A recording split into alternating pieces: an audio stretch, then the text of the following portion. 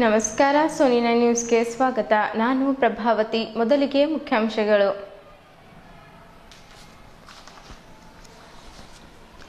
ಹಿಪ್ಪಳಗಾಂವ್ ಗ್ರಾಮದಲ್ಲಿ ವಿಶ್ವಗುರು ಬಸವಣ್ಣನವರ ಮೂರ್ತಿ ಉದ್ಘಾಟನಾ ಸಮಾರಂಭ. ಡೇವಿಡ್ ಸಿಮಯೋನ್ಗೆ ಎಂಎಲ್ಸಿ ಮಾಡಿ ಭಾಸ್ಕರ್ ಬಾಬು ಪಾತ್ರಪಳ್ಳಿ ಪತ್ರಿಕಾಗೋಷ್ಠಿ ಮಾಡುವ ಮೂಲಕ ಆಗ್ರಹಿಸಿದ್ದರು. ಮೇ 28ರಂದು ಏಕಂಬ ಗ್ರಾಮದಲ್ಲಿ ಛತ್ರಪತಿ ಶಿವಾಜಿ ಮಹಾರಾಜರ ಅಶ್ವರೂಢ ಮೂರ್ತಿ ಉದ್ಘಾಟನಾ ಕಾರ್ಯಕ್ರಮ ಆಯೋಜನೆ. ಕರ್ನಾಟಕ ಈಶಾನ್ಯ ಪದವೀಧರರ ಕ್ಷೇತ್ರದ ಕಾಂಗ್ರೆಸ್ ಅಭ್ಯರ್ಥಿ ಡಾಕ್ಟರ್ ಚಂದ್ರಶೇಖರ್ ಪಾಟೀಲ್ ಪರ ಸಚಿವ ಈಶ್ವರ್ ಖಂಡ್ರೆ ಪ್ರಚಾರ. ವೇತನ ಪಾವತಿಗೆ ವಿಳಂಬ, ನೌಕರರ ಸಂಘ ಆರೋಪ. ಬೀದರ್ ಜಿಲ್ಲಾ ಪಂಚಾಯಿತಿ ಮುಖ್ಯ ಕಾರ್ಯನಿರ್ವಹಣಾಧಿಕಾರಿಗೆ ಮನವಿ ಪತ್ರ. ದುಬೈನಲ್ಲಿ ಉತ್ತಮ ಬೀಜ ನಿಷ್ಮಾನ್ಯ ಪ್ರಶಸ್ತಿ ಪಡೆದ ಮನ್ಪ್ರೀತ್ ಸಿಂಗ್ ಬಂಟಿ. ಜಮಿನಿ ಕಾರ್ಮಿಕ ರಾಜು ಶಂಕರರಾವ್ ಸುರೇನ್ರಿಗೆ ಹೃದಯ ಸ್ಪರ್ಶಿ ಬೀಳ್ಕೊಡುಗೆ. ಸುದ್ದಿಯ ವಿವರಗಳು. ಬೀದರ್ ಜಿಲ್ಲೆಯ ಬೀದರ್ ತಾಲೂಕಿನ ಹಿಪ್ಪಳಗಾಂವ್ ಗ್ರಾಮದಲ್ಲಿ ಬಸವ ಬಳಗ, ಅಕ್ಕನ ಬಳಗ ಇವರ ಸಂಯುಕ್ತಾಶ್ರಯದಲ್ಲಿ ಆಯೋಜಿಸಿದ್ದ ಕಾರ್ಯಕ್ರಮದಲ್ಲಿ ದಿನಾಂಕ 25ರಂದು ಬೆಳಗ್ಗೆ ಸಾಂಸ್ಕೃತಿಕ ನಾಯಕ ವಿಶ್ವಗುರು ಬಸವಣ್ಣನವರ ಮೂರ್ತಿಯನ್ನ ನಾಡೋಜ ಪೂಜ್ಯ ಶ್ರೀ ಡಾಕ್ಟರ್ ಬಸವಲಿಂಗ ಪಟ್ಟದೇವರು ಉದ್ಘಾಟಿಸಿ ಮಾತನಾಡುತ್ತಾ, ವಿಶ್ವಗುರು ಬಸವಣ್ಣನವರ ವಚನಗಳು ಜೀವನದಲ್ಲಿ ಅಳವಡಿಸಿಕೊಂಡು ಬದುಕು ಸುಂದರ ಮಾಡಿಕೊಳ್ಳಬೇಕು ಎಂದು ಹೇಳಿದ್ದರು. ಹಿಪ್ಪಳಗಾಂವ್ ಗ್ರಾಮದ ಬಸವ ಬಳಗ ಹಾಗೂ ಅಕ್ಕನ ಬಳಗದವರು ಆಯೋಜಿಸಿದ ಸಾಂಸ್ಕೃತಿಕ ನಾಯಕ ಬಸವಣ್ಣನವರ ಮೂರ್ತಿಯನ್ನ ಅನಾವರಣಗೊಳಿಸಿ ಮಾತನಾಡಿದ ನಾಡೋಜ ಡಾಕ್ಟರ್ ಬಸವಲಿಂಗ ಪಟ್ಟದೇವರು, ನಂಬಿಕರೆದರೆ ಓ ಎನ್ನುವ ಬಸವ ನಮ್ಮೆಲ್ಲರ ಹೃದಯದಲ್ಲಿ ನೆಲೆಗೊಳಿಸಬೇಕು. ಇದು ಬಸವ ಪರಂಪರೆಗೆ ಎಡೆಮಾಡಿ ಕೊಡಬಲ್ಲದಾಗಿದೆ ಎಂದು ನುಡಿದರು. ನಮ್ಮ ನಂಬಿಕೆ, ಶ್ರದ್ಧೆ, ವಿಶ್ವಾಸ ಅಚಲವಾಗಿದ್ದರೆ ಸಹ ಅಲ್ಲಾಡಿಸಬಹುದಾಗಿದೆ. ಇದರಿಂದ ಅಸಾಧ್ಯ ಸಾಧ್ಯ, ಅಭೇದ್ಯ ಭೇದ್ಯ ಎಂಬಂತೆ ಬಸವನಲ್ಲಿ ಭರವಸೆ ಇಡಿರಿ. ಬಸವ ಎಲ್ಲರ ನಿಧಿ, ಬಸವ ಕಲ್ಪತರು, ಕಾಮಧೇನು, ಚಿಂತಾಮಣಿ ಎಂಬುದು ನೇರ ವಿವಾದ ಎಂದು ಆಶೀರ್ವಚನ ನೀಡಿದ್ದರು. ಕಾರ್ಯಕ್ರಮವನ್ನು ಜ್ಯೋತಿ ಬೆಳಗಿಸುವ ಮೂಲಕ ಯುವ ನಾಯಕರಾದ ಸೂರ್ಯಕಾಂತ್ ನಾಗವಾರಪಳ್ಳಿ ಅವರು ಕಾರ್ಯಕ್ರಮ ಜ್ಯೋತಿ ಪ್ರಜ್ವಲಗೊಳಿಸಿ ಮಾತನಾಡುತ್ತಾ, ಸಮಪಾಲು ಸಮಬಾಳು ಕಲಿಸಿದಾತ ಬಸವಣ್ಣ, ಪ್ರಾಣಿಗಳಲ್ಲಿ ದಯೆ ತೋರಿಸಿ ದಯವೇ ಧರ್ಮದ ಮೂಲ ಎಂಬಿದ್ದವರು. ಬಸವ ಮೂರ್ತಿ ನಮ್ಮ ಕಷ್ಟ ಕಾರ್ಪಣ್ಯ ದೂರಕರಿಸಿ ಆತ್ಮವಿಶ್ವಾಸ ಇಮ್ಮಡಿಯಾಗುತ್ತದೆ. ವಚನಗಳು ಓದುವುದರಿಂದ ನಮ್ಮಲ್ಲಿ ಜ್ಞಾನ ವೃದ್ಧಿಯಾಗುತ್ತದೆ. ಕಳಬೇಡ ಕೊಲ್ಲಬೇಡ ಎಂಬ ಅತ್ಯಂತ ಸರಳವಾದ ವಚನ ಜೀವನದಲ್ಲಿ ಅಳವಡಿಸಿಕೊಂಡು ಸಂತೃಪ್ತಿ ಬದುಕು ಸಾಗಿಸಲು ಕರೆ ನೀಡಿದ್ದರು. ಬಸವ ಕೇಂದ್ರದ ಅಧ್ಯಕ್ಷರಾದ ಶರಣಪ್ಪ ಮಿಠಾರೆ ಮುಖ್ಯ ಅತಿಥಿಗಳಾಗಿ ಮಾತನಾಡುತ್ತಾ, ದೇಹವೇ ದೇವಾಲಯ ಮಾಡಿಕೊಂಡು ಸಾಮಾಜಿಕ ಕ್ರಾಂತಿ ಮಾಡಿದ್ದ ಬಸವಣ್ಣ ಭುವನದ ಭಾಗ್ಯ, ಎನಗಿಂತ ಕಿರಿಯರಿಲ್ಲ, ಶಿವಭಕ್ತರಿಗಿಂತ ಹಿರಿಯರಿಲ್ಲ ಎಂಬ ತತ್ವ ಸಿದ್ಧಾಂತದ ಅನುಷ್ಠಾನಕ್ಕೆ ತಂದವರು ಬಸವಣ್ಣನವರು. ಬಸವಯುಗದ ಉತ್ಸಾಹ ಇಂಥ ಧರ್ಮಗುರುವಿನ ಬದುಕು ನಮಗೆಲ್ಲರಿಗೂ ಆಶೀರ್ವಾದವಾಗಲಿ ಎಂದು ಹೇಳಿದ್ದರು. ಜಾಗತಿಕ ಲಿಂಗಾಯತ ಸಭಾ ಜಿಲ್ಲಾಧ್ಯಕ್ಷರಾದ ಬಸವರಾಜ ಧನ್ನೂರ್ ಮುಖ್ಯ ಅತಿಥಿಗಳಾಗಿ ಮಾತನಾಡುತ್ತಾ, ಬಸವ ಸಂಸ್ಕೃತಿ ಬೆಳೆಯಲು ಬಸವ ಮೂರ್ತಿ ಒಂದು ಪ್ರೇರಣೆ.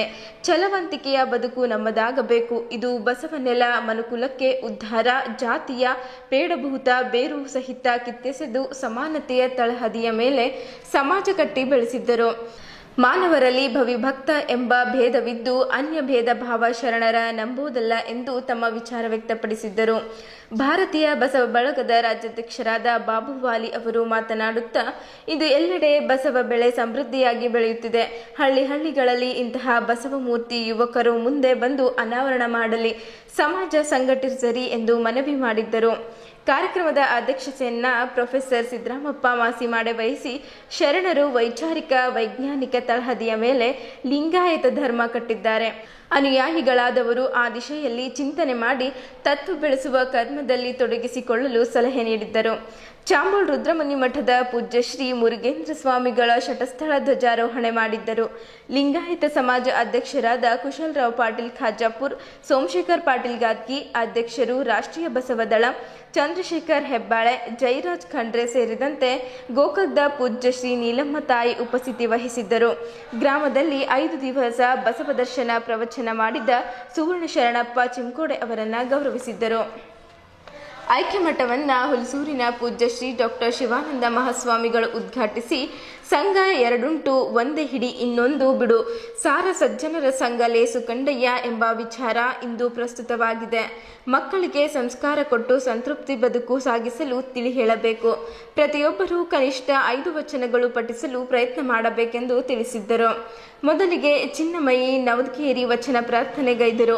ವೈಜನ ಸಜ್ಜನ್ ಶೆಟ್ಟಿ ನಿರೂಪಿಸಿದ್ದರೆ, ಮೂರ್ತಿ ರೂವಾರಿಗಳಾದ ಸಂಗಪ್ಪ ನವದ್ಗೇರಿ ಅವರನ್ನ ಸ್ವಾಗತಿಸಿ ಪ್ರಾಸ್ತಾವಿಕ ಮಾತನಾಡಿದ್ದರೆ, ಪ್ರೊಫೆಸರ್ ರಾಮಶೆಟ್ಟಿ ಬಿರಾದರ್ ವಂದಿಸಿದ್ದರು. ಮೂರ್ತಿಯ ದಾಸೋಹಿಗಳಾದ ಲಿಂಗಾಯತ ಅಲ್ಲಮಪ್ರಭು ನವದ್ಗೇರಿ ಹಾಗೂ ಸುನೀತಾ ಮಾದಪ್ಪ ಬೆಂಬುಳಗಿ ದಂಪತಿಗಳಿಗೆ ಗೌರವಿಸಿದ್ದರು. ಮುಂಜಾನೆ ಗ್ರಾಮದ ಬೀದಿಯಲ್ಲಿ ಬಸವಣ್ಣನವರ ಭವ್ಯ ಮೆರವಣಿಗೆಯಲ್ಲಿ ಯುವಕರ ವಚನ ನೃತ್ಯ ಹಾಗೂ ಮಹಿಳೆಯರ ಕೋಲಾಟ ಸಾವಿರಾರು ಜನರ ಕಣ್ಮನ ಸೆಳೆಯಿತು. ಕೊನೆಯಲ್ಲಿ ಸೂಗಮ್ಮ ಸಂಗಪ್ಪ ನವದ್ಗೇರಿ ಧಾರ್ಮಿಕ ಸಾಮಾಜಿಕ ಕಾರ್ಯಕ್ಕೆ ಸನ್ಮಾನ ಮಾಡಲಾಯಿತು. ನಿಮ್ಮ ಊರಿನ ಜನರಿಗೆ ಒಂದು ಹೊಸತನವನ್ನ ಮಾಡಿರುವಂತ ಇದಕ್ಕೆ ಪ್ರತ್ಯಕ್ಷವಾಗಿ ಅಪ್ರತ್ಯಕ್ಷವಾಗಿ ಎಲ್ಲರಿಗೂ ನಾನು ಅತ್ಯಂತ ಶುಭವನ್ನ ಹಾರೈಸ್ತಾ ಇದ್ದೀನಿ. ನಿಮ್ಮ ಅಭಿನಂದನೆಗಳನ್ನ ಹೇಳ್ತೀನಿ. ಇನ್ನು ಇವತ್ತು ಕಾರ್ಯಕ್ರಮನು ಬಹಳ ಚಂದ ಐತಿ. ಈ ಮೂರ್ತಿ ಹೊರಗೆ ಭಾಳ ಚಂದ ಕೂಡಿಸಿರಿ. ನೀವು ಎಲ್ಲಿ ಕೂಡಿಸ್ಕೋಬೇಕು? ನಿಮ್ಮ ಹೃದಯದಾಗ ಕೂಡಿಸ್ಕೋಬೇಕು. ಯಾಕಂದ್ರೆ ಹೃದಯದಾಗ ಕೂಡಿಸ್ಕೊಂಡ್ರೆ ಅದು ನಿಜವಾದ ಬಸವ ಮೂರ್ತಿ ಸ್ಥಾಪನೆ ಆಗ್ತದೆ. ಹೊರಗಿನಕ್ಕಿಂತ ನಮ್ಮ ಒಳಗಿರಬೇಕು. ಮತ್ತು ಒಳಗಿತ್ತಂದ್ರೆ ನೀವು ಒಳಗೆ ಕೂಡಿಸ್ಕೊಂಡ್ರಿ ನಿಮ್ಗೆ ಏನೇನೂ ಕಮ್ಮಿ ಬಿಡಲ್ಲ, ಏನೇನೂ ಕಮ್ಮಿ ಬಿಡಲ್ಲ. ಎಲ್ಲನೂ ಬಸವಣ್ಣ ಕೊಡ್ತಾನೆ. ಬಸವಣ್ಣ ಅಂದ್ರೆ ಕಾಮಧೇನು. ಶರಣರೇ ಹೇಳ್ಯಾರ, ಬಸವಣ್ಣ ನಾಮವು ಕಾಮಧೇನು ಕಾಣಿರೋ, ಬಸವಣ್ಣ ನಾಮವು ಕಲ್ಪವೃಕ್ಷ ಕಾಣಿರೋ, ಬಸವನ ನಾಮವು ಚಿಂತಾಮಣಿ ಕಾಣಿರೋ ಅಂತ ಶರಣರು ಹೇಳ್ತಾರೆ. ಅದಕ್ಕೆ ನಿಮ್ಗೆ ಏನೇನು ಕಂಬಿಡಂಗಿಲ್ಲ. ಚನ್ನಬಸವಣ್ಣವ್ರು ಹೇಳ್ತಾರ, ಬಸವ ಎಂಬ 3 ಅಕ್ಷರಗಳು, ಬಸವ ಎಂಬ 3 ಅಕ್ಷರಗಳು ಹೃದಯ ಕಮಲದಲ್ಲಿ ನೆಲೆಗೊಂಡಡೆ ಅಸಾಧ್ಯ ಸಾಧ್ಯವಾಯಿತು, ಅಭೇದ್ಯ ಭೇದ್ಯವಾಯಿತು. ಅಸಾಧ್ಯ ಸಾಧ್ಯ ಆಯ್ತದಂತೆ. ಅಸಾಧ್ಯ ಯಾವ್ದು ಅಸಾಧ್ಯದ ಅದು ಸಾಧ್ಯ ಆಗ್ತದೆ. ಅಂಥ ಶಕ್ತಿ ಬಸವಣ್ಣನ ಬಲ್ಲದ. ಬಸವಣ್ಣ, ಅದಕ್ಕೆ ನೀವು ಬಸವಣ್ಣನವರನ್ನ ಪೂರ್ಣ ಶ್ರದ್ಧೆ ಇಡಬೇಕು, ಪೂರ್ಣ ನಂಬಿಕೆ ಇಡಬೇಕು. ಪೂರ್ಣ ಶ್ರದ್ಧೆ ಇಟ್ಟು, ಪೂರ್ಣ ನಂಬಿಕೆ ಇಟ್ಟು, ನಮ್ಮ ಆ ಪೂರ್ಣ ನಂಬಿಕೆ ಇಟ್ಟರಲ್ಲ ಬಸವಣ್ಣ ನಿಮ್ಗೆಲ್ಲನೂ ಕೊಡ್ತಾರೆ, ಎಲ್ಲನೂ ಕೊಡ್ತಾರೆ. ಇದು ಎಳ್ಳಷ್ಟು ಶುದ್ಧ ಇದು ಅಲ್ಲ, ಸತ್ಯ ಮಾತು. ಯಾಕೆ ಶರಣರದಕ್ಕೆಲ್ಲ ಸಾಕ್ಷಿ ಅದಾರೆ. ಮತ್ತು ಬಸವಣ್ಣನವರಲ್ಲಿ ಅವರು ಪಂಚಪರುಷ ಮೂರ್ತಿ ಬಸವಣ್ಣ ಅಂತೇಳ.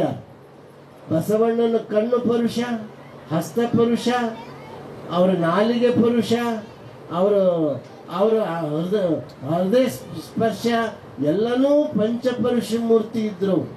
ಅದಕ್ಕೆ ಅಂಥ ಬಸವಣ್ಣನವರನ್ನ ನಾವು ಅಂತರಂಗದಿಂದ ನಮ್ಮ ಒಳಗಿನ ಮನಸ್ಸಿನಿಂದ ನಾವು ನಾಮಸ್ಮರಣೆ ಮಾಡಿದೀವಿ, ನಿಮ್ಗೆಲ್ಲನೂ ಅವರು ಕೊಡ್ತಾರ. ಅದಕ್ಕೆ ನೀವು ಬಸವಣ್ಣನ ಮೇಲೆ ಮೊದಲು ಶ್ರದ್ಧೆ ಇಡ್ರಿ, ಮೊದಲು ವಿಶ್ವಾಸ ಇಡ್ರಿ, ಮೊದಲು ನಂಬಿಕೆ ಇಡ್ರಿ. ಬಸವಣ್ಣನವರು ಈಗಾಗಲೇ ಹುಲಸರಪ್ಪ ಹೇಳಿದಂಗೆ ಬಸವಣ್ಣವ್ರ ವಚನಗಳನ್ನ ನೀವು ನಿತ್ಯ ಓದ್ರಿ. ಪೂಜೆ ಆದ ತಕ್ಷಣ ಒಂದು 5 ವಚನ ಆದರೂ ಬಸವಣ್ಣವ್ರದ್ದು ಓದ್ಬೇಕು. 2 ಉಂಟು, ಒಂದು ಹಿಡಿ ಒಂದು ಬಿಡು ಅಂತಾರೆ. ನಾವು ಯಾವ ಸಂಘ ಹಿಡಿಬೇಕಂದ್ರೆ ಸಜ್ಜನರ ಸಂಘ ಹಿಡಿಬೇಕು, ದುರ್ಜನರ ಸಂಘ ಬಿಡಬೇಕು. ಸಜ್ಜನರ ಸಂಘ ಯಾರು ಹಿಡಿತೀರಿ ಅವ್ರು ಏನಾಗ್ತದೆ ಅಂದ್ರೆ ಅವರಲ್ಲಿ ಉತ್ತಮವಾಗಿರ್ತಕ್ಕಂಥ ಗುಣಗಳು ಬರ್ತಿದ್ದಾವೆ. ದುರ್ಜನರ ಸಂಘ ಹಿಡಿದ್ರೆ ಏನಾಗ್ತದೆ ಅಂದ್ರೆ ಅವರ ಗುಣಗಳು ಯಾವ ರೀತಿ ಇರ್ತದೆ ಅಂದ್ರೆ ದುಷ್ಟಗಳು ತುಂಬ್ತಾವ್. ಅದಕ್ಕಾಗಿ ದಯಮಾಡಿ ಎಲ್ಲರಲ್ಲಿ ವಿನಂತಿ ಮಾಡೋದೇನೆಂದ್ರೆ ನೀವೆಲ್ಲರೂ ಸಜ್ಜನರ ಸಂಘ ಆಗಬೇಕು. ಸಂಸಾರಿಕ ಧರ್ಮದಲ್ಲಿ ಸಂಸಾರಿಕರಾದವರು ನಿಮ್ಮಲ್ಲಿ ಯಾವಾಗಲೂ ಕೇಳಿದಾಗ ದಾನ ಮಾಡತಕ್ಕಂಥ ಶಕ್ತಿ ನಿಮ್ಮಲ್ಲಿ ಅದ, ಧರ್ಮದಲ್ಲಿ ನಡೀತಕ್ಕಂಥ ಶಕ್ತಿ ನಿಮ್ಮಲ್ಲಿ ಅದ. ಯಾರೇ ಬಂದರು ಏನು ಕೇಳಿದಾಗ ಅವ್ರಿಗೆ ಕರೆದು ಒಂದು ಕಪ್ ಹಾಲು ಕೊಡ್ತಕ್ಕಂಥ ಶಕ್ತಿ ಅದರಲ್ಲಿ ಅದ ಅಂದ್ರೆ ಅದು ಸಂಸಾರಿಕ ಧರ್ಮದಲ್ಲಿದ. ಅದಕ್ಕಾಗಿ ಬಸವಣ್ಣ ಹೇಳ್ತಾರೆ, ಒಂದು ಕಡೆ ಏನ್ ಹೇಳ್ತಾರೆ ಅಂದ್ರೆ, ಕಾಲಲ್ಲಿ ಕಟ್ಟಿದ ಗುಂಡು, ಕೊರಳಲ್ಲಿ ಕಟ್ಟಿದ ಬೆಂಡು, ತೇಲಲಯದ ಗುಂಡು, ಮುಳುಗಲಯದ ಬೆಂಡು, ಇಂತಿಪ್ಪ ಸಂಸಾರ ಸರದಿಯ ದಾಟಿಸಿ ಕಾಲಾಂತಕನೆ ಕಾಯಿ ಕೂಡಲ ಸಂಗಮ ದೇವ ಅಂತ ನೋಡ್ರಿ. ಸಂಸಾರ ಅನ್ನೋದು ಹೇಗಂದ್ರೆ ಬಹಳ ಕಠಿಣದ. ಆ ಕಠಿಣವಾಗಿರ್ತಕ್ಕಂಥ ಸಂಸಾರವನ್ನು ಏನ್ ಮಾಡ್ಬೇಕಂದ್ರೆ ಸಂಸಾರಕ್ಕೆ ಸಂಸ್ಕಾರವನ್ನು ಕೊಡಬೇಕು. ಸಂಸ್ಕಾರ ಕೊಟ್ಟು ಏನ್ ಮಾಡ್ಬೇಕಂದ್ರೆ ಒಂದಲ್ಲ ಎರಡಲ್ಲ 84 ಲಕ್ಷ ಜೀವರಾಶಿಗಳು ತಿರುಗಿ ತಿರುಗಿ ನಾವು ಎಲ್ಲಿ ಬಂದೇವೆ ಅಂದ್ರೆ ಮಾನವ ಜನ್ಮಕ್ಕೆ ಬಂದಿದ್ದೇವೆ. ಮಾನವ ಜನ್ಮಕ್ಕೆ ಬಂದ ಮೇಲೆ ಧರ್ಮಗುರು ಬಸವಣ್ಣವರ ವಚನಗಳ ಪ್ರಕಾರ ಏನ್ ಮಾಡ್ಬೇಕಂದ್ರೆ ನಡಿಬೇಕು. ಬಸವಣ್ಣವ್ರು ಹೇಳ್ತಾರೆ ಒಂದು ಹಿಡಿ ಒಂದು ಬಿಡು ಅಂತ. ಎಲ್ಲ 1 ರೂಪಾಯಿ ಕೊಟ್ಟಿರಲ್ಲ ನೋಡ್ರಿ ಬಸವಣ್ಣ ಚಲೋಗೆ. ಎಲ್ಲರೂ ದುಡ್ಡು ಹಾಕಿದಿರಾ? ಎಲ್ಲರೂ ದುಡ್ಡು ಹಾಕಿದಿರ ತಾನೆ? ಯಾಕಂದ್ರೆ ಹೇಳಿದ್ರು ಅವ್ರು ಬಂದಾಗ ಎಲ್ಲರ ಮನೆಯಲ್ಲಿ 1 ರೂಪಾಯಿ 2 ರೂಪಾಯಿ 100 ರೂಪಾಯಿ ಯಥಾಶಕ್ತಿ ಜೋಡಿಸಿ ಮಾಡಿದೀವ್ರಿ. ಒಳ್ಳೆ ಮೂರ್ತಿ ಸ್ಥಾಪನೆ ಆಗಿದೆ ಅಂದ್ರೆ ಎಲ್ಲರೂ ಹಾಕಿದ್ರಂದ್ರೆ ಎಲ್ಲರ ಮನಸ್ಸು ಕೊಟ್ಟಿದ್ದೀರಿ ಅಂತ. ಸೊ ಪ್ರತಿ ಸರ್ತಿ ಅವ್ರು ಹೇಳ್ದಂಗೆ ಹೋಗ್ತಾ ಬರ್ತಾ ಮಿಟಾರಿ ಅಣ್ಣವ್ರಂದ್ರು ಹೋಗ್ತಾ ಬರ್ತಾ ಅನ್ಯರಿಗೆ ಅಸಹ್ಯ ನುಡಿಯೋದು ಬೇಡ, ಕೊಳಬೇಡೋದು ಮಾಡೋದು ಬೇಡ, ಮೋಸ ಮಾಡೋದು ಬೇಡ. ಒಳ್ಳೆ ರೀತಿಯಾಗಿ ನೀವು ಯಾರಿಗೆ ಬೇರೆಯವ್ರಿಗೆ ನೋಡ್ಕೊಂತೀರಿ ಅದೇ ರೀತಿ ನಿಮಗೂ ದೇವ್ರು ನೋಡ್ಕೊಂತಾರೆ. ಇನ್ನ ಈ ಗ್ರಾಮಕ್ಕೆ ಒಳ್ಳೇದಾಗ್ಲಿ. ಇದೇ ತರ ಅಣ್ಣ ಬಸವಣ್ಣನ ತತ್ವಗಳು ಹೇಳಿದ್ರಾಗ್ಲೆ ಜಾತಿ ಭೇದ ಭಾವಗಳು ಬಿಟ್ಟು ರಿಲಿಜನ್ ಇಸ್ ಅ ವರ್ಡ್. ಧರ್ಮ ಧರ್ಮ ಅಂತ ನಾವೆಲ್ಲ ಪ್ರಚಾರ ಮಾಡ್ತೀವಿ. ಧರ್ಮ ಅಂದ್ರೆ ಏನು? ಧರ್ಮ ಅಂದ್ರೆ it is not A religion actually.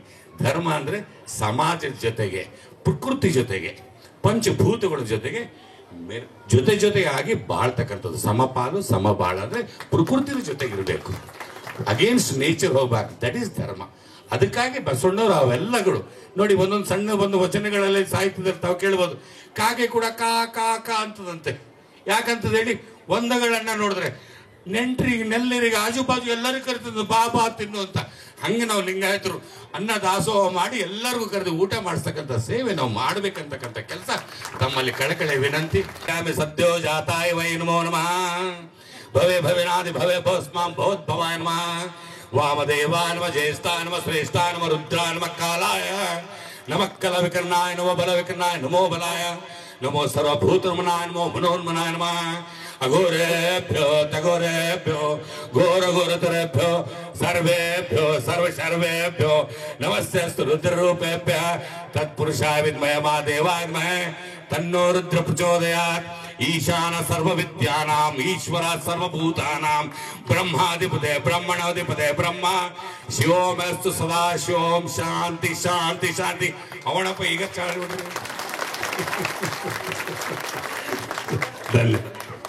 ಕರ್ಮಭೂಮಿ Basava ಕಲ್ಯಾಣ ಆಗಿತ್ತು. ಅದು ಬೀದರ್ ಜಿಲ್ಲೆಯಲ್ಲಿ ಬರುವಂತಹದ್ದು. ಇಲ್ಲಿಯ ಜನರ ಮೇಲೆ ಒಂದು ಬಹಳ ಜವಾಬ್ದಾರಿ ಇದೆ.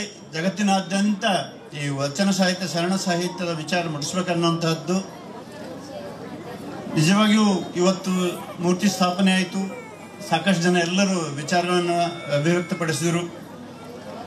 ಇವತ್ತು ಉಳಿದಿರುವುದೇನೆಂದ್ರೆ ಹೆಚ್ಚಿನ ಪ್ರಮಾಣದಲ್ಲಿ ನಾವು ಈ ಏನು ಭಂಡಾರ ಶರಣರು ಕೊಟ್ಟಿದ್ದಾರೆ ವಚನಗಳ ರೂಪದಲ್ಲಿ ಅವುಗಳನ್ನ ಓದಿ ಅಧ್ಯಯನ ಮಾಡಿ ಜನಮನಕ್ಕೆ ಮುಟ್ಟಿಸುವಂತ ಕೆಲಸ ಇವತ್ತು ಯಾರೆಲ್ಲ ಅರಿವು ಬಂದಿದೆ, ಯಾರಿಗೆ ತಿಳುವಳಿಕೆ ಇದೆ, ಯಾರಿಗೆ ಒಂದು ಸಂಘ ಸಂಸ್ಥೆ ಈ ತರ ರೀತಿಯಲ್ಲಿ ಒಂದು ಜವಾಬ್ದಾರಿ ಇದೆ, ಮಠಮಾನ್ಯಗಳಿವೆ ಸಾಕಷ್ಟು. ಬೀದರ್ ಜಿಲ್ಲೆಯಲ್ಲಿ ಬಾಲ್ಕಿಯ ಚನ್ನಬಸವ ಪಟ್ಟದೇವರಿಂದ ಇಲ್ಲಿವರೆಗೆ ಸಾಕಷ್ಟು ಬೇರೆ ಬೇರೆ ರೂಪದಲ್ಲಿ ಮಠಗಳ ಕಾರ್ಯಗಳು ಮಠದಲ್ಲಿ ಕೆಲಸ ನಡೆದಿದೆ. ಶಾಲಾ ಕಾಲೇಜುಗಳಲ್ಲಿ ವಿಚಾರ ವ್ಯಕ್ತಗೊಳಿಸಲಾಗುತ್ತಿದೆ. ಸಾಕಷ್ಟು ವಿಚಾರ ನಡೆದಿದೆ. ಆದರೂ ಇದು ನಾವು ಯಾರೂ ತೃಪ್ತಿ ಪಡುವಂಗಿಲ್ಲ. ಹೆಚ್ಚಿನ ಪ್ರಮಾಣದಲ್ಲಿ ನಮ್ಮ ಮುಂದಿನ ಹೊಸ ಪೀಳಿಗೆಗೆ ಈ ವಚನಕಾರ ವಿಚಾರಗಳನ್ನು ಮುಟ್ಟಿಸುವಂತ ಅವಶ್ಯಕತೆ ಇದೆ ಅನ್ನೋಂಥ ಮಾತನ್ನು ಹೇಳುತ್ತಾ, ನಿಜವಾಗಿಯೂ ಇದು ಬಹಳ ಬೃಹತ್ ಕಾರ್ಯಕ್ರಮ, ದೊಡ್ಡ ಕಾರ್ಯಕ್ರಮ. ಆದರೆ ಈ ಒಂದು ಹೊತ್ತಿಗೆ ಹೆಚ್ಚು ಯಾವುದೇ ರೀತಿಯಲ್ಲಿ ವಿಚಾರಗಳು ಮಂಡಿಸಲಿಕ್ಕೆ ಸಮಯ ಅವಕಾಶ ಇರೋದರಿಂದ ಇದು ಒಂದು ಊರಾಗ ಮಾಡಿರಿ. ಬಸವಣ್ಣನ ಮೂರ್ತಿ ಎಲ್ಲ ಊರಾಗವ, ಭಾಳ ಹಳೆಯಾಗ್ಯಾವ. ನಾ ಬಗ್ದಲ್ದಾಗ ಮೂರ್ತಿ ಉದ್ಘಾಟನೆ ಮಾಡೋ ಕಾರ್ಯಕ್ರಮದಾಗೂ ಇದೇ ಮಾತು ಹೇಳಿದ. ಇತ್ತೀಚೆಗೆ ಎಲ್ಲ ಊರುಗಳದಾಗ ಲಿಂಗಾಯತರು ಬಸವಣ್ಣ ಒಂದು ಜಾತಿಗೆ ಸೀಮಿತ ಏನಂತ ಎಲ್ಲರೂ ಭಾಷಣದಾಗ ಹೇಳ್ತೇವೆ. ಹೆಚ್ಚು ಕಮ್ಮಿ ಯಾವ ಊರಾಗ ಹೆಚ್ಚಿಗೆ ಮಂದಿ ಇರ್ತಾರ ಲಿಂಗಾಯತರ ಜರ ಪ್ರಬಲ ಇರ್ತಾರ. ದಾಸೋಹ ಮಾಡೋದಾಗ್ಲಿ, ಹೊಲ ಮನೆ ಇರೋದಾಗ್ಲಿ, ದುಡಿಯೋದಾಗ್ಲಿ, ಈಗ ಎಲ್ಲರೂ ಹೆಚ್ಚು ಕಮ್ಮಿ ಎಲ್ಲರ ಮಕ್ಕಳು ಸಾಫ್ಟ್ವೇರ್ ಇಂಜಿನಿಯರ್ ಆಗಿ ಬಿಸ್ನೆಸ್ ಮಾಡೋದಾಗಲಿ ಬೆಂಗಳೂರದಾಗ ಅಲ್ಲಿ ಇಲ್ಲಿ ಊರಾಗ ಕಮ್ಮು, ಬೆಂಗಳೂರದಾಗ ಹೆಚ್ಚಿಗೆ ಇರ್ಲತ್ತಾರ. ಹಾಗಾಗಿ ಇವತ್ತೊಂದು ಪ್ರಾಕ್ಟಿಕಲ್ ಮಾತು ಹೇಳ್ತೀನಿ. ಈ ಊರಾಗಿಂದ ಯಾವ ರೀತಿ ಮೂರ್ತಿ ಆಗ್ಯದ, ಹಿಪ್ಪಳಗಾವರಾಗಲಿ ಅಥವಾ ಊರಾಗಿನಾಗಲಿ ಆಜು ಬಾಜು ಊರಾಗಿನಾಗಲಿ ಆ ಎಲ್ಲ ಸಣ್ಣ ಮೂರ್ತಿ ಬರೋ ದಿನಗಳು ದೊಡ್ಡ ಆಗಲಿ ಅಂತ ಈ ಸಂದರ್ಭದಲ್ಲಿ ಹೇಳ್ತೀನಿ. ಬೀದರ್ ನಗರದ ಬೀದರ್ ಜಿಲ್ಲಾ ಪತ್ರಿಕಾ ಭವನದಲ್ಲಿ ಸುದ್ದಿಗೋಷ್ಠಿಯಲ್ಲಿ ಮಾತನಾಡಿದ ಕರ್ನಾಟಕ ಕ್ರೈಸ್ತರ ರಕ್ಷಣಾ ವೇದಿಕೆ ಸಂಸ್ಥಾಪಕ ಅಧ್ಯಕ್ಷರಾದ ಭಾಸ್ಕರ್ ಬಾಬು ಪಾತ್ರಪಳ್ಳಿ ಅವರು ಮಾಜಿ ವಿಧಾನ ಪರಿಷತ್ ಸಭಾಪತಿಗಳು ಹಾಗೂ ಕಲ್ಯಾಣ ಕರ್ನಾಟಕದ ಕ್ರೈಸ್ತ ಸಮಾಜದ ಬಹುದೊಡ್ಡ ಆಸ್ತಿ ಎನ್ನಿಸಿರುವ ಡೇವಿಡ್ ಸಿಮೋಯನ್ ಅವರಿಗೆ ವಿಧಾನ ಪರಿಷತ್ ಸದಸ್ಯರನ್ನಾಗಿ ನೇಮಕ ಮಾಡುವಂತೆ ಆಗ್ರಹಿಸಿದರು. ಕಲ್ಯಾಣ ಕರ್ನಾಟಕದ 7 ಜಿಲ್ಲೆಗಳಾದ ಕಲಬುರಗಿ, ಯಾದಗಿರಿ, ಬೀದರ್, ರಾಯಚೂರು, ಕೊಪ್ಪಳ, ಬಳ್ಳಾರಿ, ವಿಜಯನಗರ ಜಿಲ್ಲೆಗಳಲ್ಲಿ ಕ್ರೈಸ್ತ ಸಮಾಜದವರ ಜನಸಂಖ್ಯೆ 6-7 ಲಕ್ಷ ಇದ್ದರೆ ದೇಶ ಸ್ವಾತಂತ್ರ್ಯದ ನಂತರ ಎಲ್ಲ ಕ್ರೈಸ್ತ ಸಮಾಜದವರು ಕಾಂಗ್ರೆಸ್ ಪಕ್ಷಕ್ಕೆ ಬೆಂಬಲಿಸುತ್ತಾ ಬಂದಿರುತ್ತಾರೆ. ಲೋಕಸಭಾ ಚುನಾವಣೆ, ವಿಧಾನಸಭಾ ಚುನಾವಣೆ ಅಥವಾ ಸ್ಥಳೀಯ ಚುನಾವಣೆಯಲ್ಲಿ ಕ್ರೈಸ್ತರು ಸಂಪೂರ್ಣವಾಗಿ ಕಾಂಗ್ರೆಸ್ ಪಕ್ಷಕ್ಕೆ ಎಲ್ಲ ರೀತಿಯಿಂದ ಸಹಕಾರ ನೀಡುತ್ತಾ ಬಂದಿರುತ್ತಾರೆ. ಆದಾಗ್ಯೂ ಕಾಂಗ್ರೆಸ್ ಪಕ್ಷವು ಕ್ರೈಸ್ತ ಸಮುದಾಯದ ಮತಗಳನ್ನು ಪಡೆದು ಸಮುದಾಯವನ್ನು ಯಥಾವತ್ತಾಗಿ ಅಲಕ್ಷಿಸುತ್ತಾ ಬಂದಿದೆ. ಪಕ್ಷದಲ್ಲಿ ಸರ್ಕಾರದಲ್ಲಾಗಲಿ ಸ್ಥಾನಮಾನಗಳನ್ನು ಕಲ್ಪಿಸದೇ ಇರುವುದು ಕ್ರೈಸ್ತ ಸಮುದಾಯಕ್ಕೆ ಮಾಡಿರುವ ಘೋರ ಅನ್ಯಾಯವಾಗುತ್ತಿದೆ. ಜಿಲ್ಲಾ ಪಂಚಾಯತ್ ಮತ್ತು ತಾಲೂಕಾ ಪಂಚಾಯತ್ಗಳಲ್ಲಿ ಟಿಕೆಟ್ ನೀಡದೆ ಕ್ರೈಸ್ತರಿಗೆ ಕಾಂಗ್ರೆಸ್ ಪಕ್ಷವು ನಿರ್ಲಕ್ಷ್ಯ ಮಾಡುತ್ತಿದೆ ಎಂದು ಆರೋಪಿಸಿದ್ದರು. 1978ರಲ್ಲಿ ದಿವಂಗತ RS ಮನೋಹರ್ ಅವರಿಗೆ ವಿಧಾನ ಪರಿಷತ್ಗೆ ಕಾಂಗ್ರೆಸ್ ನಾಮಕರಣ ಮಾಡಿದ್ದನ್ನು ಬಿಟ್ಟರೆ ಇಂದಿನವರೆಗೂ ಅಂದರೆ ಸುಮಾರು 46 ವರ್ಷಗಳಿಂದ ಕಲ್ಯಾಣ ಕರ್ನಾಟಕದ ಕ್ರೈಸ್ತರಿಗೆ ಅನ್ಯಾಯವಾಗಿದೆ. ಜೂನ್ 2024ರಲ್ಲಿ ಜರುಗುವ ವಿಧಾನ ಪರಿಷತ್ ಚುನಾವಣೆಗೆ ಕಲ್ಯಾಣ ಕರ್ನಾಟಕ ಭಾಗದ ಹಿರಿಯ ರಾಜಕಾರಣಿ ಡೇವಿಡ್ ಸಿಮೋಯನ್ ಅವರಿಗೆ MLC ಸ್ಥಾನ ಕಲ್ಪಿಸಿಕೊಡುವಂತೆ ಒತ್ತಾಯಿಸಿದ್ದರು. ರಾಜ್ಯದಲ್ಲಿ ಇಂಧನ ಸಚಿವ KJ ಜಾರ್ಜ್ ಅವರ ಹಿರಿತನ ಡೇವಿಡ್ ಸಿಮೋಯನ್ ಹಿರಿಯರಾಗಿದ್ದಾರೆ. ತಮ್ಮ ಇಡೀ ಜೀವನ 47 ವರ್ಷ ರಾಜಕೀಯ ಕ್ಷೇತ್ರದಲ್ಲಿ ತೊಡಗಿಸಿಕೊಂಡಿದ್ದು ಸಾಮಾಜಿಕ ಕಾರ್ಯಕರ್ತರಾಗಿ ಹಾಗೂ ರಾಜಕೀಯ ಕ್ಷೇತ್ರದಲ್ಲಿ ಶ್ರಮಿಸುತ್ತಿರುತ್ತಾರೆ. ಆದ್ದರಿಂದ ಕರ್ನಾಟಕ ವಿಧಾನಸಭೆಯಿಂದ ವಿಧಾನ ಪರಿಷತ್ಗೆ ಜರುಗುವ ಚುನಾವಣೆಯಲ್ಲಿ 1ನೇ ಸ್ಥಾನವನ್ನು ಕ್ರೈಸ್ತ ಸಮುದಾಯಕ್ಕೆ ನೀಡಬೇಕೆಂದು ಭಾಸ್ಕರ್ ಬಾಬು ಆಗ್ರಹಿಸಿದ್ದರು.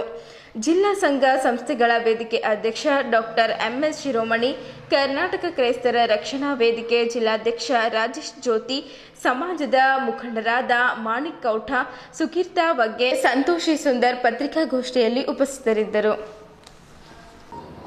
ಜನತಾದಳದಲ್ಲಿ ಸ್ಪೀಕರ್ ಆಗಿ ಕೆಲಸ ಮಾಡಿದ್ದಾರೆ. ಅವರನ್ನ ಜನತಾ ಪಕ್ಷದವರು MLC ಆಗಿ ಆಯ್ಕೆ ಮಾಡಿ ಅವರಿಗೆ ಸ್ಪೀಕರ್ ಪೋಸ್ಟನ್ನು ಕೊಟ್ಟಿದ್ದರು. ಅಂತಹ ದೊಡ್ಡ ದೊಡ್ಡ ವ್ಯಕ್ತಿಗಳು ನಮ್ಮ ಕ್ರೈಸ್ತ ಸಮುದಾಯದಲ್ಲಿ ಕಾಂಗ್ರೆಸ್ ಪಕ್ಷಕ್ಕಾಗಿ ಕೆಲಸ ಮಾಡ್ತಾ ಇದ್ದಾರೆ. ಕಳೆದ ಲೋಕಸಭಾ ಚುನಾವಣೆಯಲ್ಲಿ ಎಲ್ಲ ಕ್ರೈಸ್ತರು ನಾವು ಒಟ್ಟಾಗಿ ಸೇರಿಕೊಂಡು ಹೋಗಿ ಕಾಂಗ್ರೆಸ್ ಪಕ್ಷವನ್ನು ನೀವು ಹೇಗೋ ಇದನ್ನು ಮಾಡಿ ಈ ಸಾರಿ ಒಂದು ಕೋಮುವಾದಿ ಪಕ್ಷವನ್ನು ನಾವು ದೂರ ಇಡಬೇಕು ಅನ್ನೋ ಉದ್ದೇಶದಿಂದ ಎಲ್ಲ ಜನ ನಾವು ಏನು ಮಾಡಿದ್ದೇವೆ, ಕಾಂಗ್ರೆಸ್ ಪಕ್ಷವನ್ನು ಸಪೋರ್ಟ್ ಮಾಡಿದ್ದೇವೆ. ಹಾಗಾಗಿ ಕ್ರೈಸ್ತ ನಾಯಕರು ಬೇಕಾದ ಜನ ಇದ್ದಾರೆ, ನಾ ಇಲ್ಲ ಅಂತ ಹೇಳೋದಿಲ್ಲ. ಯಾಕಂತಂದ್ರೆ ಅಲ್ಲಿ ಹೋಗ್ಬೇಕಾದ್ರೂ ಸ್ವಲ್ಪ ಅನುಭವಗಳು ಮುಖ್ಯ. ಹಾಗಿರೋದ್ರಿಂದ ನಮ್ಮ ಡೇವಿಡ್ ಸಿಮೋಯನ್ ಸಾಹೇಬರು ಸ್ವಲ್ಪ ಅನುಭವಸ್ಥರಾಗಿದ್ದಾರೆ. ಸೊ ಅಂತಹ ವ್ಯಕ್ತಿಯನ್ನು ಒಂದು ವೇಳೆ ಕೊಟ್ಟಾಗ ಕಲ್ಯಾಣ ಕರ್ನಾಟಕಕ್ಕೆ ಒಂದು ಪ್ರಾತಿನಿಧ್ಯ ಕೊಟ್ಟಾಗ ಆಗುತ್ತೆ. ಕ್ರೈಸ್ತ ಸಮುದಾಯಕ್ಕೂ ಸಹ ಒಂದು ಗಣನೆಗೆ ತೆಗೆದುಕೊಂಡಿದ್ದಂಥ ಭಾವನೆ ನಮ್ಮಲ್ಲಿ ಬರ್ತದೆ. ಸೊ ಹಾಗಿರೋದ್ರಿಂದ ಎಲ್ಲ ಕ್ರೈಸ್ತ ನಾಯಕರಿಗೆ ನಾನು ಹೇಳ್ಕೊಳ್ಳೋದು, ಕಾಂಗ್ರೆಸ್ ಕೆಲಸ ಮಾಡ್ತಕ್ಕಂಥ ಎಲ್ಲ ಕ್ರೈಸ್ತ ನಾಯಕರು, ಯಾಕೆಂದ್ರೆ ನಾವು ಕೋಪ ಮಾಡಿಕೊಂಡು ಪಕ್ಷವನ್ನ ಸ್ವಲ್ಪ ನೆಗ್ಲೆಕ್ಟ್ ಮಾಡಿದಾಗ ತುಂಬಾ ಪರಿಣಾಮಗಳನ್ನು ನಾವು ಎದುರಿಸಬೇಕಾಗತ್ತೆ. ನಾವು ನಮ್ಮ ಬೇಡಿಕೆ ನಾವು ಯಾವುದೇ ರೀತಿ ಭಯವನ್ನು ಉಳಿಸೋದಾಗ್ಲಿ ಅಥವಾ ಒಂದೇನೋ ದಬ್ಬಾಳಿಕೆ ಅದಲ್ಲ. ಯಾಕಂದ್ರೆ ಇದೇ ಬೀದರ್ ಜಿಲ್ಲೆಯಲ್ಲಿ ಕ್ರೈಸ್ತರು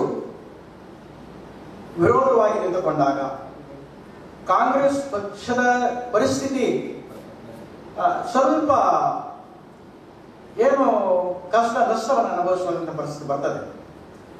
ಏಕೆಂದ್ರೆ ಒಂದು ಇನ್ಸಿಡೆಂಟ್ ಅನ್ನು ನಾನು ಹೇಳಕ್ಕೆ ಇಷ್ಟಪಡ್ತೇನೆ.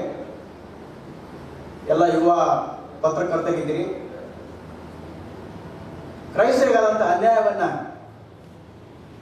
ಸಹಿಸಿಕೊಳ್ಳಲಾರದೆ 1989ನೇ ಇಸ್ವಿಯಲ್ಲಿ ವಿಧಾನಸಭೆ ಚುನಾವಣೆ ಅಂತ ಸಂದರ್ಭದಲ್ಲಿ ಕ್ರೈಸ್ತರು ತಾಲೂಕು ಪಂಚಾಯತು, ಜಿಲ್ಲಾ ಪಂಚಾಯತು ಇಂಥ ಸ್ಥಳಗಳಿಗೆ ನಮಗೆ ಟಿಕೆಟ್ ಅನ್ನು ಕೊಡಿಯಲಾಗ ಅದನ್ನು ನಿರಾಕರಿಸಿದಂಥ ಸಮಯದಲ್ಲಿ ಒಬ್ಬ ಕ್ರೈಸ್ತ ಅಭ್ಯರ್ಥಿ ಸ್ವತಂತ್ರ ಅಭ್ಯರ್ಥಿಯಾಗಿ ನಿಂತ್ಕೊಂಡಿದೆ ಬೀದರ್ ತಾಲೂಕಿನಲ್ಲಿ. ಆವಾಗ ಮೊಹಮ್ಮದ್ ಲೈಕೋದಿನ್ ಅಂತ ಹೇಳಿ MLA ಆಗಿದ್ರು ಮತ್ತು ವಕ್ಫ್ ಬೋರ್ಡಿನ ಚೇರ್ಮನ್ ಸಹ ಆಗಿದ್ರು. ಕ್ರೈಸ್ತರ ಕೋಪ, ಕ್ರೈಸ್ತರ ಮುನಿಸು ಯಾವ ಒಂದು ಹಂತಕ್ಕೆ ಹೋಯಿತು ಅಂದರೆ ಅಲ್ಲಿ ಮೊಹಮ್ಮದ್ ಲೈಕೋದಿನ್ ಅವರು ಸೋಲ್ಬೇಕಾಯಿತು. ಅಲ್ಲಿ ನಾರಾಯಣರಾವ್ ಮನ್ನಳ್ಳಿ ಅವರು ವಿಜೇತರಾದರು 1989 ಇಸ್ವಿಯಲ್ಲಿ. ಆಗ ಸ್ವತಂತ್ರವಾದಂಥ ಅಭ್ಯರ್ಥಿ ಇದ್ದವರು ನಾನೇ ಸ್ವತಂತ್ರವಾಗಿ ಅದರ ಸ್ಪರ್ಧೆ ಮಾಡಿದೆ. ಸುಮಾರು 13,600 ವೋಟನ್ನು ತಗೊಂಡೆ. ಆದರೆ ನಮಗೆ ಒಂದು ಏನು ಬಂತು ಅಂದರೆ, ಕ್ರೈಸ್ತರು ಒಂದು ವೇಳೆ ನಾವು ಕಾಂಗ್ರೆಸ್ ಅನ್ನ ಬಿಟ್ಟು ಹೋದಾಗ ಅಲ್ಲಿ ಏನಾಗುತ್ತೆ ಅಂದ್ರೆ ಒಂದು ಕೋಮುವಾದಿ ಪಕ್ಷವನ್ನು ನಾವು ಬೆಳೆಸಿದ ರೀತಿಯಲ್ಲಿ ಆಗುತ್ತೆ. ಈ ಭಾವನೆಯಿಂದ ಕ್ರೈಸ್ತರು ಏನಪ್ಪಾ ಅಂತಂದ್ರೆ ಯಾರು ಸ್ವತಂತ್ರವಾಗಿ ನಿಲ್ಲಕ್ಕೆ ಸ್ವಲ್ಪ ಹಿಂಜರಿತಾರೆ. ಏನೋ ಇರಲಿ ನಮ್ದೊಂದು ಪಕ್ಷ ಹೇಗೆ ಇದೆ ಅಂತ ಮಾಡ್ತಾ ಇದ್ದೀವಿ.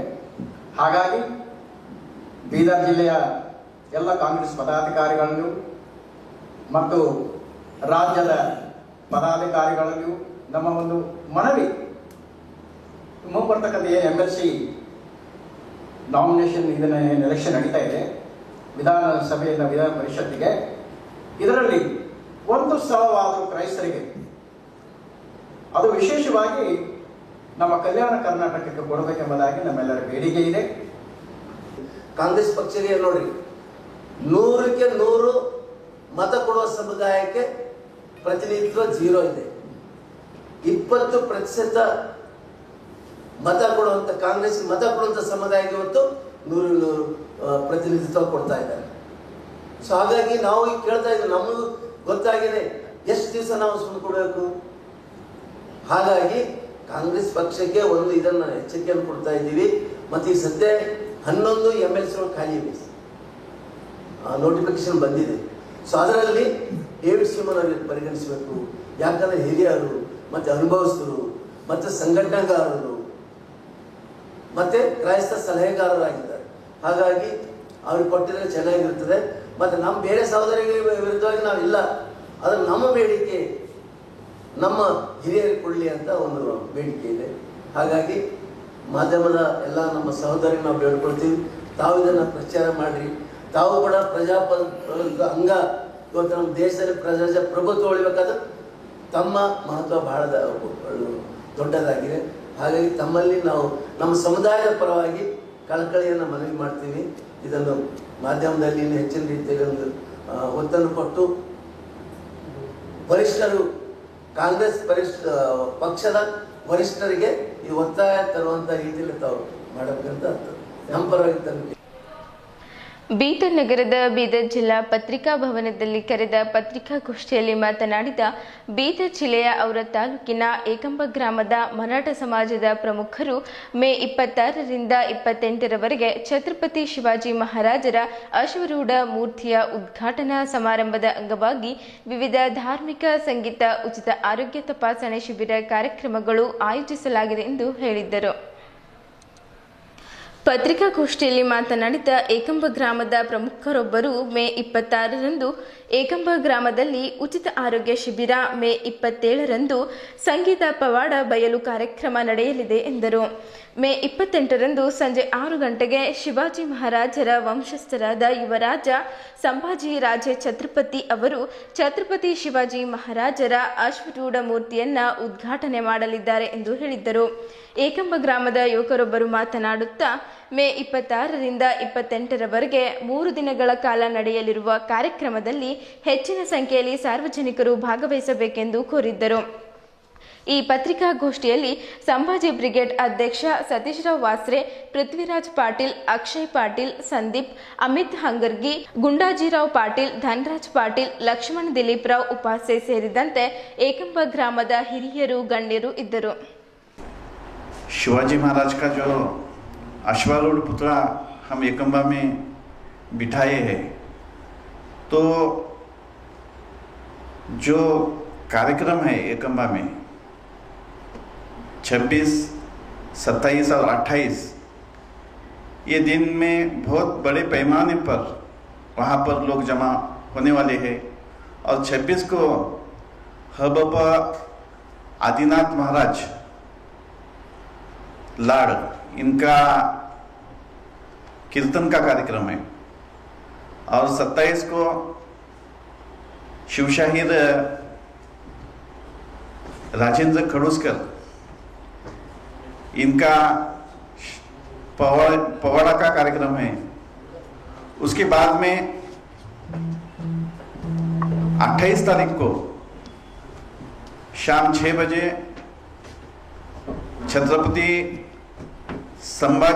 छत्रपति शिवाजी महाराज के 13वें वंशज उनके वारसदार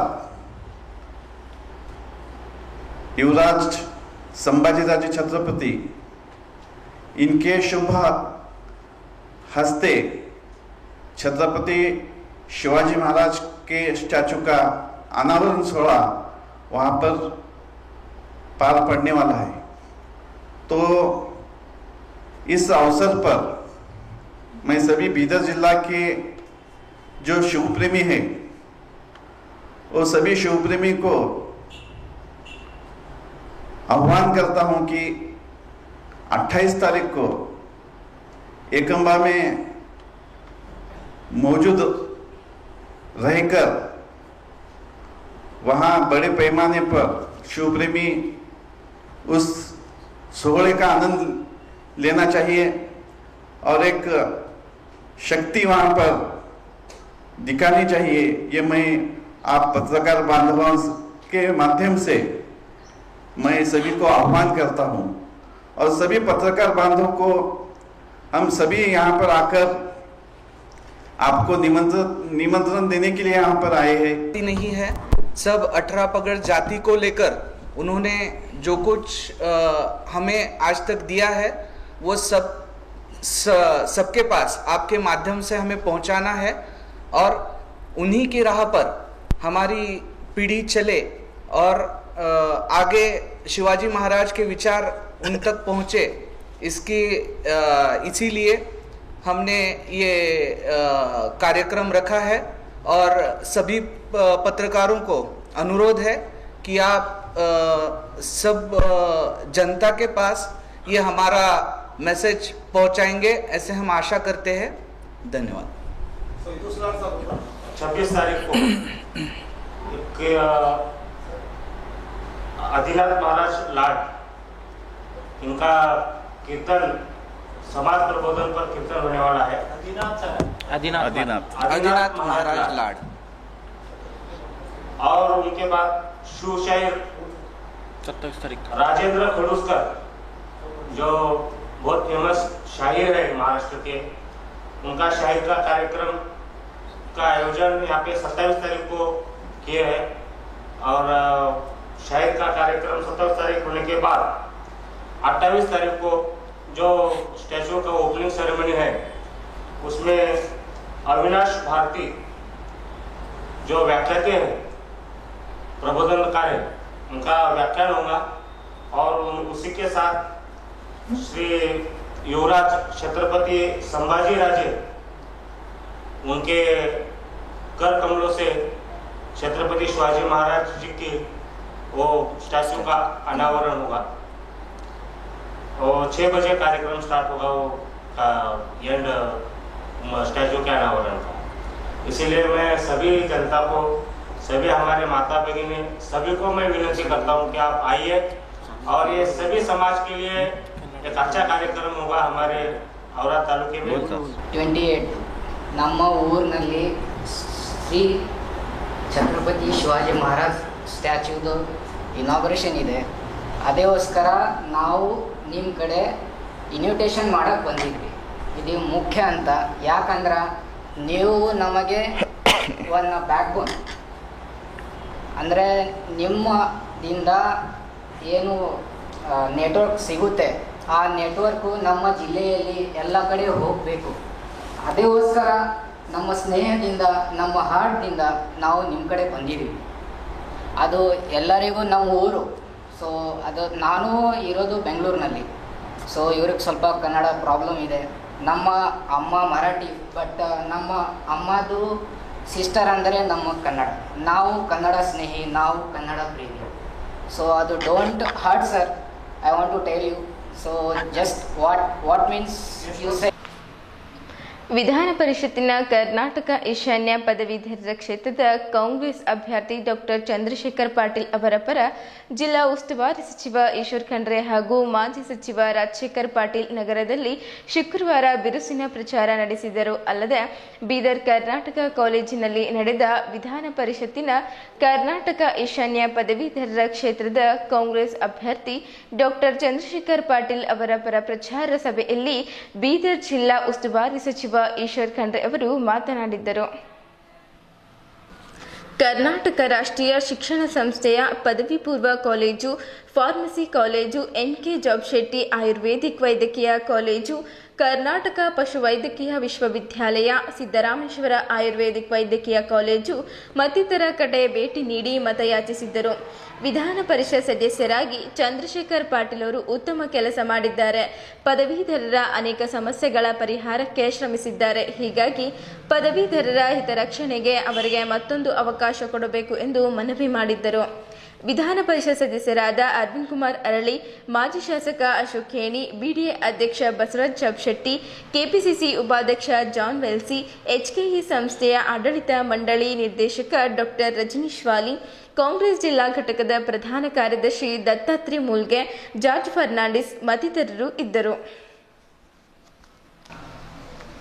ಆರೋಗ್ಯ ಇಲಾಖೆಯ ಕೇಂದ್ರ ಪುರಸ್ಕೃತ ಯೋಜನೆಗಳ ನೌಕರರ ವೇತನ ಪಾವತಿಗೆ ಅನಗತ್ಯ ವಿಳಂಬ ಮಾಡಲಾಗುತ್ತಿದೆ ಎಂದು ಕರ್ನಾಟಕ ರಾಜ್ಯ ಆರೋಗ್ಯ ಮತ್ತು ಕುಟುಂಬ ಕಲ್ಯಾಣ ಸೇವೆಗಳು ಹಾಗೂ ವೈದ್ಯಕೀಯ ಶಿಕ್ಷಣ ಇಲಾಖಾ ನೌಕರರ ಸಂಘದ ಬೀದರ್ ಜಿಲ್ಲಾ ಘಟಕ ಆರೋಪಿಸಿದೆ. ಸಂಘದ ಪದಾಧಿಕಾರಿಗಳು ಜಿಲ್ಲಾ ಘಟಕದ ಅಧ್ಯಕ್ಷ ರಾಜ್ಕುಮಾರ್ ಮಾಳ್ಗೆ ಅವರ ನೇತೃತ್ವದಲ್ಲಿ ನಗರದಲ್ಲಿ ಜಿಲ್ಲಾ ಪಂಚಾಯಿತಿ ಮುಖ್ಯ ಕಾರ್ಯನಿರ್ವಹಣಾಧಿಕಾರಿ ಡಾಕ್ಟರ್ ಗಿರೀಶ್ ಬದೊಲೆ ಅವರಿಗೆ ಈ ಕುರಿತು ಮನವಿ ಪತ್ರ ಸಲ್ಲಿಸಿದರು. ಲೆಕ್ಕ ಶೀರ್ಷಿಕೆವಾರು ವೇತನ 2 ಹಾಗೂ 3 ತಿಂಗಳಿಗೊಮ್ಮೆ ಸಂದಾಯ ಮಾಡಲಾಗುತ್ತಿದೆ. ಅದನ್ನು ಕೂಡ ಜಿಲ್ಲಾ ಪಂಚಾಯಿತಿ ಮುಖ್ಯ ಲೆಕ್ಕಾಧಿಕಾರಿ ಹಾಗೂ ಇತರ ಅಧಿಕಾರಿಗಳ ಸಂಪರ್ಕಿಸಿದ ನಂತರವೇ ಬಿಡುಗಡೆ ಮಾಡಲಾಗುತ್ತಿದೆ ಎಂದು ಆಪಾದಿಸಿದ್ದರು. 2024-25ನೇ ಸಾಲಿನ ಲೆಕ್ಕ ಶೀರ್ಷಿಕೆ ಅನುದಾನ ಬಿಡುಗಡೆಯಾಗಿದ್ದರೂ ನೌಕರರ ಖಾತೆಗೆ ವೇತನ ಜಮೆ ಮಾಡಿಲ್ಲ. ಸಕಾಲಕ್ಕೆ ವೇತನ ಕೈ ಸೇರದಿದ್ದರಿಂದ ನೌಕರರ ಕುಟುಂಬ ನಿರ್ವಹಣೆ, ವೈದ್ಯಕೀಯ ಹಾಗೂ ಮಕ್ಕಳ ಶಿಕ್ಷಣದ ವೆಚ್ಚಗಳನ್ನು ಭರಿಸಲು ಬ್ಯಾಂಕ್ಗಳಿಂದ ಸಾಲ ಪಡೆಯುವ ಸ್ಥಿತಿ ಇದೆ ಎಂದು ದೂರಿದ್ದರು. ಸರ್ಕಾರದಿಂದ ಅನುದಾನ ಬಿಡುಗಡೆಯಾದ ಕೂಡಲೇ ನೌಕರರ ಖಾತೆಗೆ ವೇತನ ಜಮೆ ಮಾಡಲು ಕ್ರಮ ಕೈಗೊಳ್ಳಬೇಕು ಎಂದು ಬೇಡಿಕೆ ಮಂಡಿಸಿದ್ದರು. ಸಂಘದ ಜಿಲ್ಲಾ ಘಟಕದ ಪ್ರಧಾನ ಕಾರ್ಯದರ್ಶಿ ಡಾಕ್ಟರ್ ಸುನಿಲ್ ಕುಮಾರ್ ಕಸ್ತೂರೆ, ಸ್ಟೆಲ್ಲಾ ರಾಣಿ, ರಾಜ್ಕುಮಾರ್ ಬಿರಾದರ್, ಪ್ರತಿಭಾ, ರವಿ ಕೊಳಾರ್, ಅಲಿಮುದ್ದೀನ್, ವಿದ್ಯಾಸಾಗರ್, ಸಂಗಮೇಶ್ ರೆಡ್ಡಿ, ಅನಿಲ್ ಕುಮಾರ್ ಸೇರಿದಂತೆ ಇತರರು ಇದ್ದರು. ಇತ್ತೀಚೆಗೆ ದುಬೈನಲ್ಲಿ ನಡೆದ ಕಾರ್ಯಕ್ರಮವೊಂದರಲ್ಲಿ ಬೀದರ್ ಜಿಲ್ಲೆಯ ಎಆರ್ಎಸ್ ರೆಸ್ಟೋರೆಂಟ್ ಮತ್ತು ಕನ್ವೆನ್ಷನ್ ಹಾಲ್ಗೆ ಈ ವರ್ಷದ ಉತ್ತಮ ಲಕ್ಸುರಿ ರೆಸ್ಟೋರೆಂಟ್ ದುಬೈ ಇಂಟರ್ನ್ಯಾಷನಲ್ ಬೀಜಾ ನಿಶ್ಮಾನ್ಯ ಅವಾರ್ಡ್ ಅನ್ನು ರೆಸ್ಟೋರೆಂಟ್ ಮಾಲೀಕರಾದ ಮನ್ಪ್ರೀತ್ ಸಿಂಗ್ ಬಂಟಿ ಅವರಿಗೆ ನೀಡಿ ಗೌರವಿಸಲಾಯಿತು. ದುಬೈನ ಯಾಕೂಬ್ ಅಲ್ ಅಲಿ ಮತ್ತು ರಾಶಿದ್ ಬಿನ್ ನಾಸಿರ್ ಅಲಿ ನಮಯ್ಯ ಅವರು ಪ್ರಶಸ್ತಿ ಪ್ರದಾನ ಮಾಡಿದ್ದರು.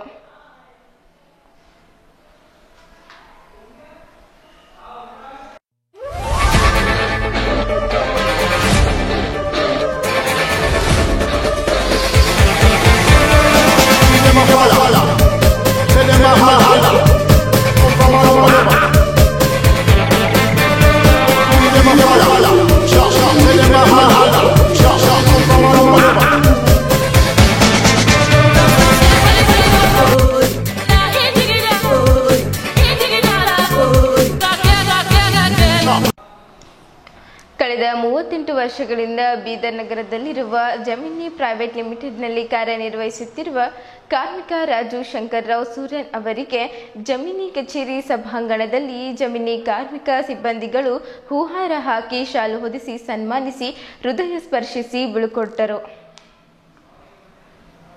ಈ ಕಾರ್ಯಕ್ರಮದಲ್ಲಿ ಜಮೀನಿಯ ಎಂಡಿ ಸುಭಾಷ್ ಸಬಾಡೆ, ರಾಜೇಶ್ ಕೆ ರಾವ್, ಸಿದ್ದಯ್ಯ, ಶ್ರೀಮತಿ ವನಿತಾ ರಾಜು ಸೂರ್ಯನ್, ಮಹೇಶ್ ಸೂರ್ಯನ್, ಶ್ರೀಮತಿ ಜ್ಯೋತಿ ಸೂರ್ಯನ್, ಸಚಿನ್, ಅಭಿ ಅವರು ಸೇರಿದಂತೆ ಜಮೀನಿ ಕಾರ್ಮಿಕರು ಇದ್ದರು.